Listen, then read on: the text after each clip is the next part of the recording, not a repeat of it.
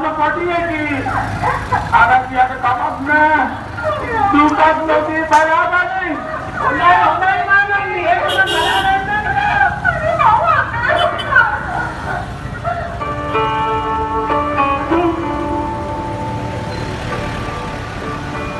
අන්නේ ඉතින් ඒ හැටි වැඩි නිසා බලන්න ඇයව රැගෙන ගොස් ඇයව අමුකමට ගත්තා. ඔහුට හිටිය තවත් වෙනදා. ඇය අහිංසක ස්ත්‍රියක්.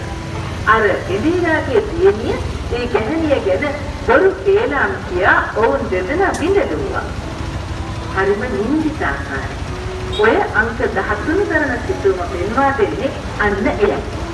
හොඳින් බලන්නකෝ පින්වතුනි අංක 14 තරණ සිතුවම දෙස මොහොත. ඒ පැවසෙන්නේ ඉසදාසි තෙරණින් වහන්සේ ඕසමෝගේ භාන්දරය ඕතිහි තෙරණිය හා පවසා අවසන් කළ මොහොතයි. ඔන්නෝකේ බෝධිදෙන මගේ ආත්ම සතක කතා විස්තරේ කිතරම් අනුමුදුනේ දෙකද වැටුණා නේද බැලුවි කාමසේ කිතරම් භයංකරද කියා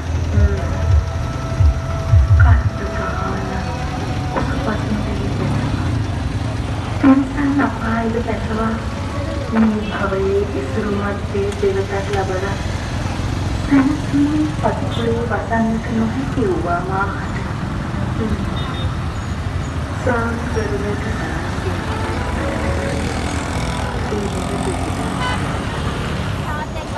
කවුරු කෙසේ තර්ක විතර්ක කර කර්ම විපාක අප පසුපසන්න නම බෝධි දෙන්නේ අපි ගෙවිනට මාව විවාහ කොටගත් සිංහ ස්වාමියාම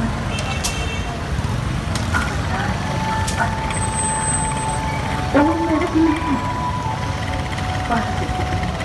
මා